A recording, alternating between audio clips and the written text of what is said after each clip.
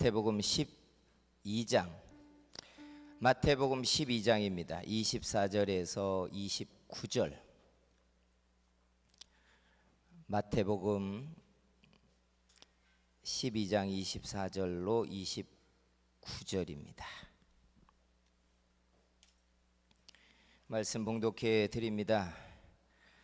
바리새인들은 듣고 이르되 이가 귀신의 왕 바알세불을 힘입지 않고는 귀신을 쫓아내지 못하느니라 하거늘 예수께서 그들의 생각을 아시고 이르시되 스스로 분쟁하는 나라마다 황폐하여질 것이요 스스로 분쟁하는 동네나 집마다 서지 못하리라. 만일 사탄이 사탄을 쫓아내면 스스로 분쟁하는 것이니 그리하고야 어떻게 그의 나라가 서겠느냐. 또 내가 바알세불을 힘입어 귀신을 쫓아내면 너희의 아들들은 누구를 힘입어 쫓아내느냐.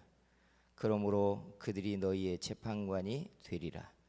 그러나 내가 하나님의 성령을 힘입어 귀신을 쫓아내는 것이면 하나님의 나라가 이미 너희에게 임하였느니라. 사람이 먼저 강한 자를 결박하지 않고서야 어떻게 그 강한 자의 집에 들어가 그 세간을 강탈하겠느냐. 결박한 후에야 그 집을 강탈하리라. 아멘. 오늘 주의 날에 예배하는 우리들에게 하나님이 은혜 주시고 응답하시고 질병을 고치시는 역사가 있기를 축복합니다. 지난 주일 새벽에 우리 김영숙 권사님 남편 김유본 성도님께서 하나님의 부름을 받고 소천하셨습니다. 그래서 장례를 은혜롭게 잘 치렀는데 오늘 이렇게 아드님 내외와 예배를 참석하셨습니다. 하나님이 산자의 날 동안 하늘의 위로가 그리고 복이 가득하기를 축복합니다. 예. 계급이 없는 사회, 국가가 없는 사회를 추구하고 자본주의 체제에서 노동자가 자본가에게 예속된 불평등의 관계를 해소한 사회를 만들겠다라고 하는 이념이 사회주의 이념입니다. 그래서 사회주의는 생산수단을 사회가 소유하고 그것을 민주적인 방법으로 잘 통제하고 관리하는 집단을 만들겠다라고 하는 게 사회주의의 이념입니다. 우리나라도 그렇지만 미국에도 젊은 사람들 가운데는 사회주의를 해야 된다고 생각하는 사람들이 상당히 많습니다. 그런데 성경을 보면 하나님이 사람을 지으셨음에도 성경에 하나님의 방식이 사회주의적인 방식과는 맞지 않게 나옵니다. 하나님이 사람을 지으셔 놓고 사람들에게 주시는 달란트나 은사와 역량이 다 다르게 지어 놓으셨어요. 그리고 사람들 속에 있는 욕망이 그걸 아주 평등하고 그리고 은혜롭게 관리할 수 있는 구조로 세상이 돌아갈 수는 없게 만들어 놓으셨어요. 달란트 비율을 보면 어떤 사람은 한 달란트를 받는데 어떤 사람은 하나님이 10달란트를 주어버리십니다. 디모데후서를 보면 큰 집에 그릇이 있다고 하시면서 어떤 사람은 금그릇인데 어떤 사람은 은그릇이라고 하고 어떤 사람은 나무 그릇이라고 하고 어떤 사람은 토기 그릇이라고 이야기하십니다. 그러면서 그 결과와 열매를 만들어낸 것을 하나님이 존중하고 거기에 따른 상을 주시는 장면들이 성경에 등장합니다. 세상은 아주 고상하고 이론적으로 사람 위에 사람 없고 사람 밑에 사람 없는 평등한 세상을 만들어 살아보자 라고 하는데 하나님은 처음부터 세상이 그런 구조가 아니라고 이야기하시는 거예요.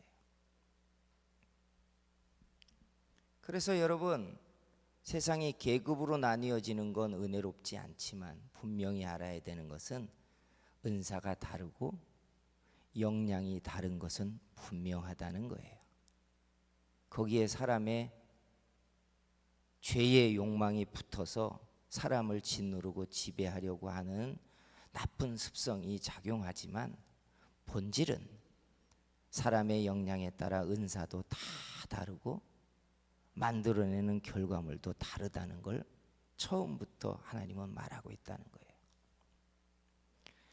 이걸 꿰뚫고 있는 중요한 단어가 바로 사명입니다. 사명이라는 말 속에는 사람이 자기가 가지고 있는 은사와 역량이 무엇이고 어떻게 은사와 역량을 발휘하고 살아야 되는지에 대한 부분들의 답을 갖게 하는 것, 이게 사명이라는 말 속에 모두 녹아 들어가 있습니다. 사랑하는 성도 여러분, 자신의 사명을 알고 계십니까? 창조주가 나를 세상에 보내신 주님의 이유와 세상을 사는 동안에 내게 맡긴 사명이 무엇인지 여러분은 알고 계시냔 말이에요. 기독교에서는 이런 것들이 우리들에게 알아지는 각성의 순간을 성령이 사람에게 비추는 조명이라고 말합니다. 성령이 사람에게 은혜를 통해 조명을 하면 사람은 마치 밝은 빛 아래서 사물을 분명히 보는 것처럼 내가 어떤 그릇이며 누군지를 아는 겁니다. 그리고 하나님 앞에 내가 무엇을 위해 살아야 되는 존재인지 각성이 일어나요. 그래서 이때 사람들은 사명을 깨달았다 이렇게 이야기합니다. 하나님이 자기 형상으로 사람을 지으셨기 때문에 아무도 의미 없이 사는 사람은 없습니다. 아직 세상의 말로 각성되지 않았을 뿐입니다. 아직 내 사명이 뭔지 모르고 집단 속에서 집단의 무리를 따라서 그냥 살고 있을 뿐이라는 것입니다. 그래서 은혜를 받자라고 말하는 겁니다. 은혜를 받을 때 나는 내가 어떤 그릇인지를 알게 되는 겁니다. 하나님이 내게 뭘 맡겼는지를 나는 알게 되는 겁니다. 하나님이 내게 무엇을 원하는지 창조주의 의도를 나는 안다는 거예요. 오늘 성령께서 우리에게 이런 조명을 비춰 주시기를 소원합니다. 그래서 우리의 남은 인생의 다른 막질이 좌충우돌하지 않기를 원합니다. 우리가 살아야 될 삶의 길을 붙잡고 사는 그런 시간들이 우리들에게 일어나게 되기를 축복합니다. 오늘 우리가 읽은 이 본문을 가만히 보면 이 본문 속에 담겨있는 주님의 메시지가 점점점 뚜렷이 드러나면서 뭘 말하는지가 보이기 시작해요. 겉으로 드러난 내용은 이런 겁니다. 예수님이 귀신을 쫓고 병을 고쳤더니 바리새인들이 예수님의 행사를 비하하려고 바알세불의 능력으로 그 일을 했다라고 말하는 겁니다. 귀신의 왕이에요, 바알세불. 그러니까 예수님 보고 귀신의 능력을 가지고 귀신을 쫓았다고, 마치 무당들이 푸닥거리를 해서 귀신을 달래서 내보내잖아요. 그러듯이 예수님이 그런 행사를 했다고 비하를 한 거예요. 그랬더니 예수님이 뭐라고 말하시냐면, 우리가 읽은 이 본문 26절에 사탄이 사탄을 쫓아내면 스스로 분쟁하는 것이니 그리하고야 어떻게 그 나라가 서겠느냐. 지들끼리도 치고받지 않는다는 얘기예요. 그러면서 29절에 이런 말씀을 하셨어요. 사람이 먼저 강한 자를 결박하지 않고서야 어떻게 그 강한 자의 집에 들어가 그 세간을 강탈하겠느냐. 결박한 후에야 그 집을 강탈하리라. 얼뜻 보면 싸움의 교범처럼 보이잖아요. 전쟁에도 가장 중요한 전쟁의 첫 타겟이 누군지 아시죠? 우두머리를 저격하는 거예요. 그래서 소대장이 제일 많이 죽는다잖아요. 우두머리를 저격하는 거예요. 그러면 그저 흩어지는 거니까 지도하는 사람이 없는데 어떻게 무리가 되겠어요? 흩어지는 거예요. 근데 여러분, 이 말씀이 얼뜻 보면 잘 안 들어오는 세상의 싸움의 교범처럼 보이지만 요한일서에 예수님의 사명을 이야기한 대목을 갖다 대면 분명히 이 말씀이 보이기 시작해요. 요한일서 3장 8절에 이런 말씀을 했어요. 하나님의 아들이 나타난 것은 마귀의 일을 멸하려 하심이라. 하나님의 아들이 이 땅에 온 중요한 사역이 뭐냐? 우리는 십자가를 지시는 거, 마귀의 죄의 채권을 갚아주시려고, 그래서 우리를 자유케 하려고 오셨다라고 하는 우리 입장에서 예수님의 사명을 이야기하지만, 예수님 자신이 아버지 앞에 해야 되는 중요한 예수님의 사명을 마귀의 일을 멸하려고 오셨다는 거예요. 이 땅에 하나님의 아들들을 찾기 위하여 사단에게 묶여있는 그 결박을 풀려고 강한 자를 깨트리려고 오셨다는 거예요. 이렇게 보면 이제 성경에 다른 각도가 보이기 시작해요. 우리는 신앙에 있어서 예수님이 우리의 주님이 되셔서 내 기도를 들으시고 내 연약함을 도우시고 나와 함께 하셔서 내 뜻을 펼치시며 내 뜻이 펼쳐지게 도우시는 주님을 바라잖아요. 이게 우리의 기대 속에 있는 주님인데, 주님 자신 속에 있는 중심에 주님의 사명이 있었다는 거예요. 그게 마귀의 일을 멸하는 것. 그래야 어둠 가운데 있는 자기 백성들에게 빛의 구원의 복음이 들어가니까 이 씨름을 싸우셨어요. 그래서 성경을 보면 예수님이 공생의 기간 동안 일으킨 사역에, 파괴력 있는 사역에 가장 많은 분량이 귀신을 쫓는 거였어요. 귀신을 쫓는 거였어요. 그리고 귀신에 의해서 만들어져 병든 사람을 일으키고 고치는 거였어요. 예수님이 태어날 때부터 중요한 일의 파트너가 마귀라는 거 아십니까? 예수님이 태어날 때 헤롯이 예수님을 죽이려고 합니다. 30세가 되어서 세례를 받고 공생애를 시작할 때 마귀에게 3번이나 시험을 당하셔요. 십자가에 달려 죽으시기 전에 어떤 일이 벌어지는 줄 아시죠? 마귀가 가룟 유다에게 예수님을 팔 생각을 넣었다고 요한복음에 말합니다. 그러니까 여러분, 예수님이 태어날 때부터 십자가에 죽으실 때까지 예수님의 옆에서 예수님의 사역을 무너뜨리기 위하여 계속 붙어서 사역했던 존재가 마귀였고, 예수님도 이 땅에 오셔서 가장 많은 파괴력 있는 사역을 한 게 귀신을 쫓는 거였다는 거예요. 제자들에게 능력을 주시고 70인의 전도대를 내보낼 때에 그들에게 맡긴 첫 번째 사역이 뭔지 아시죠? 각 동네마다 다니며 귀신을 쫓는 것과 병을 고치는 거였어요. 예수님의 사역을 좁혀서 보니까 예수님의 사역은 귀신과의 충돌이었어요. 강한 자를 결박하는 거였다고요. 요한일서에 말하는 것처럼 마귀의 일을 멸하기 위하여 예수님은 이 땅에 오셨어요. 우리 입장에서는 죄의 채권이 있으니까 예수님이 십자가를 짊어지시고 죄값으로 대신 죽어주신 그 피 흘림이 나를 구원한 가장 중요한 사역인 것은 맞는데, 예수님 자신의 사명은 마귀의 일을 멸하는 것이었고, 그래서 영적인 충돌과 싸움을 예수님은 계속 했다는 뜻이에요. 이게 예수님의 사명이에요. 예수님의 사명. 여러분, 그건 예수님이니까 하신 사명이죠 라고 이해하기에는 간단하지가 않아요. 이 말인즉 예수님이 예수님의 사명이 있었듯 우리도, 나도 부름을 받고 주께서 은혜를 주셨을 때부터 나도 아버지 앞에 내가 해야 될 나의 사명이 있고 내 길이 있다는 이야기예요.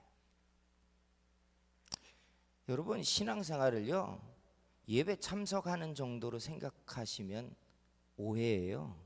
하나님은 이미 우리를 창세전에 택했다고 분명히 말했어요. 하나님의 전략과 계획은 우연히 지나다니다가 누군가의 전도를 받고 결혼했더니 처가가 예수 믿는 사람이고, 그래서 뭐 전도 행사에 찾아가 보니까 괜찮고, 사업을 하려니까 교회 좀 나가봐야겠고, 인맥을 만들어야 되니까 여기 있어야 되고, 이런 정도의 간단한 내 삶이 아니에요. 세상에서는 우리가 내 인생의 주인이니까 내가 내 삶을 행복하게 살면 성공하는 삶이라고 이렇게 배우지만, 창조주는 나를 지을 때부터 목적이 있다는 거예요. 목적이 있어요. 놀라운 건 교회 안에서 많은 그리스도인들이 자기 주인의 의도와 목적과 아무 상관없이 자기 인생을 그냥 여전히 산다는 거예요. 그러니까 창조주를 경험해 보지 못하는 거예요.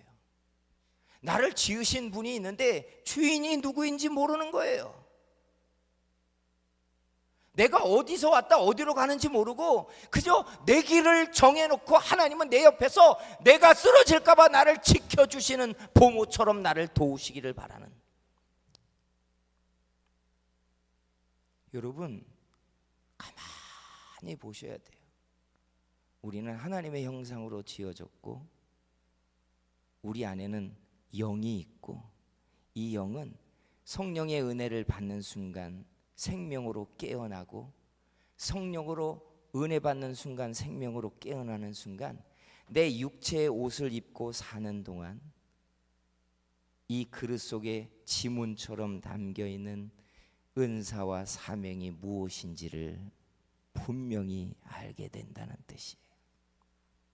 성도 여러분, 주께서도 마귀의 일을 멸하는 자기 사명을 치열하게 싸우다가 자기 십자가를 지셨던 것처럼 나도 내 길이 있습니다. 나도 내 사명이 있다는 거예요.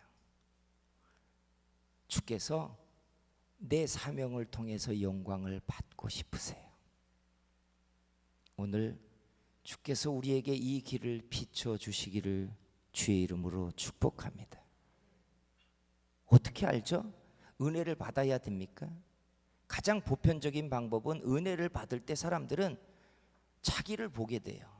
창조주가 지으시면서 그릇을 빚으며 담아놓은 은사와 재능 속에 있는 내가 누구인가가 보이기 시작해요. 근데 이렇게 깊이 들어가기 전에도 분명히 우리가 내가 누구인지 알게 되는, 내 사명이 뭔지를 볼 수 있는 그림들이 있어요. 사람들의 얼굴을 얼꼴이라고 하잖아요. 얼꼴이 무슨 말인 줄 아시잖아요. 그 사람의 얼의 꼴이라는 뜻이에요. 그래서 옛부터 사람들이 관상을 보면 그 사람의 인생을 본다고 했어요. 얼꼴이니까. 요즘은 지문을 보면서도 그 사람의 에너지와 가진 재능을 사람들이 본대요. 근데 가만히 보세요. 사람의 사명과 사람의 인생의 길을 하나님이 가장 정확히 담아놓은 그림이 뭔 줄 아십니까? 바로 은사예요. 재능이란 말이에요. 재능. 그래서 고린도서에 가면 은사대로 살라고 말해요. 은사대로. 처음부터 어떤 사람은 금그릇으로 쓰려고 그렇게 재질로 만들었다는 거예요. 처음부터. 어떤 사람이 충성스러우니까 10달란트를 맡기는 게 아니라 처음부터 은사와 재능이 10달란트를 맡을 수 있는 그릇으로 하나님이 지었다는 뜻이에요. 나는 하나님의 자녀가 되고 천국의 백성이 되려고 처음부터 내 유전자 속에 복음을 받아들일 수 있는 길을 만들어 놓고 나를 지으신 줄 믿습니다. 그러니까 말씀을 들으면 믿어지는 거예요. 교회가 꺼려지지 않는 겁니다. 하나님의 말씀이 믿음이 적어서 안 들리는데도 불구하고 말씀에 대한 친화적인 게 일어나기 시작하는 겁니다. 아버지에 대한 거부감이 생기지 않는 겁니다. 믿음이 적은데도 나는 처음부터 그렇게 지어진 거예요. 처음부터. 그래서 내가 누구이며 내가 어떤 사명자인지를 알려면 마치 손에 지문을 보듯이 봐야 되는 게 내 재능이에요. 하나님이 내게 어떤 재능을 담았는지를 첫째 보시는 거예요. 이게 첫 번째입니다. 두 번째는 뭔지 아세요? 역량이에요. 은사가 끝이 아니에요. 같은 은사도 더 강렬하고 센 것이 있는가 하면 적은 게 있잖아요. 그죠? 똑같습니다. 다 주부들이면 요리를 해도 어떤 사람들은 우리가 어쩔 수 없이 손맛이 있다고, 천부적인 손맛이 있다고 말하는 재능의 역량이 다른 게 있어요. 강단에 선 목회자도요, 설교의 역량은 다 다릅니다. 똑같은 설교의 은사가 있어도 역량은 달라요.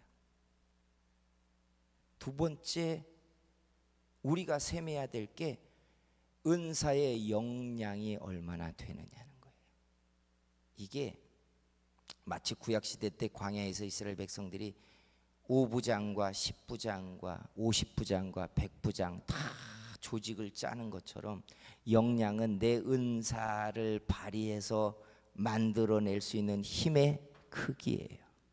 은사가 좋은 걸 많이 가지고 있어도요, 재능이 좋아도 역량이 적으면 역할이 제한되게 돼 있어요. 근데 반대로 역량은 많은데 이 사람이 가지고 있는 에너지와 뭘 해도 막 치고 나갈 수 있는 역량이 강하고 힘도 강한데 은사가 뚜렷하지 않거나 은사와 연결되지 않으면 또 이것도 결실이 생기지 않아요. 마치 미련한 사람이 부지런한 것처럼 일을 하면 할수록 주변이 불편해지기 시작해요. 그래서 역량이 두 번째 파악돼야 돼요. 세 번째가 뭔지 아십니까? 때예요. 하나님이 나를 쓰시는 때에 서야 돼요. 이게 사명입니다. 이게 사명을 아는 거예요. 그러니까 선지자들이나 하나님의 사람들이 하나님의 능력을 쭉 많이 받고 말씀을 마치 부푼 풍선처럼 가슴에 담아놓고도 그 다음에 자기 안에 가슴 벅찬 말씀이 담겼다고 아무데나 다니면서 선포하지 않습니다. 하나님의 때에 맞게 일을 해요. 때에 맞게. 잠잠할 땐 잠잠하고 터뜨릴 땐 터뜨리고 열심을 낼 땐 열심을 내고 엎드릴 땐 엎드리고. 사랑하는 성도 여러분, 인생이 불편하고 힘들어지는 게 뭔 줄 아십니까? 바로 은사대로 살지 못할 때예요. 은사대로 살지 못하면 인생은 불편해지고 힘들어지기 시작해요. 사도행전 26장 16절에 보면 사도 바울이 예수님을 처음 만날 때 들은 말이 있습니다. 다메섹 도상에서 예수님이 그에게 이렇게 말했어요. 사도행전 26장 14절에 우리가 다 땅에 엎드러짐에 내가 소리를 들으니 히브리 말로 이르되, 이제 주님이 그에게 말하는 겁니다. 사울아 사울아 네가 어찌하여 나를 박해하느냐? 가시채를 뒷발질하기가 네게 고생이니라. 우리는 말 달리기 할 때 채찍을 친다고 알고 있잖아요. 로마 시대 때는 채찍을 때리는 게 아니라 옆구리에다가 가죽 주머니를 달아놓고 그 가죽 주머니 안에 요만한 솜방망이처럼 가시로 만든 덩어리를 만들어서 줄로 매달아 거기에 넣고 다닙니다. 그리고 달려야 될 때 옆구리를 한번 차면서 손을 가죽 주머니에 넣어서 그 가시 덩어리를 슬쩍 내려놓는 겁니다. 그러면 가시채가 말의 뒷발굽에 툭 찔리니까 말이 깜짝 놀라면서 아프니까 뛰기 시작하는 겁니다. 보세요. 이게 웬걸? 아파서 뛰기 시작했는데 뛰면 뛸수록 말 뒷발이 막 더 세게 뒤로 제쳐지잖아요. 뒷발이 제쳐지면 제쳐질수록 가시 그 덩어리가 자기 뒷발을 더 세게 찌르기 시작하는 겁니다. 그러니까 말의 입장에서는 뭔지 모르게 막 뒷발이 찔리고 아프기 시작하니까 막 질풍노도처럼 더 달리기 시작하는 거예요. 잔인하죠? 이 이야기예요. 가시채를 뒷발질하기가 네게 고생이니라.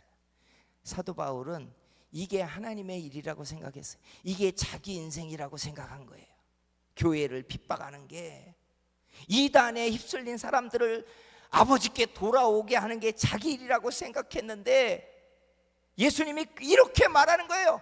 네가 어찌하여 나를 핍박하느냐? 가시채를 뒷발질하기가 네게 고생이니라. 네 길이 아니라는 거예요.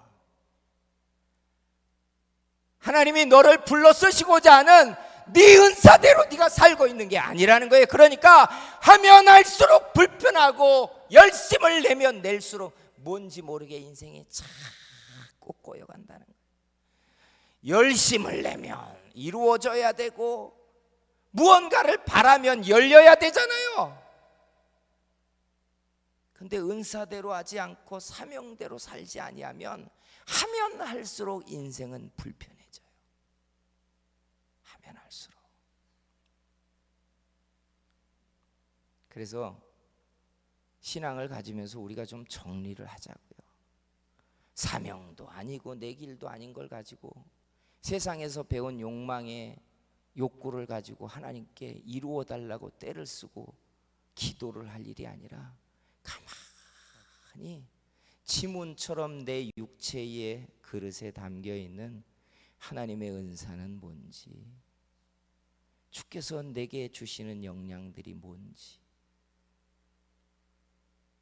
이게 반드시 사명과 연관되어 있다고요. 은사는 사명을 비추는 지문이에요. 사명과 관계없는 은사를 하나님이 잘 주지 않아요. 내게 그 은사와 능력을 줬다는 것은 날 그렇게 쓰겠다는 뜻이에요. 대충 무슨 식당에 다니면서 가게 다니면서 맛배기로 보여주는 것처럼 은사를 주는 게 아니라 사람에게 능력도 주고 은사도 주고 역량도 갖게 하게 하는 것은 그 그릇이라는 뜻이에요. 그 그릇.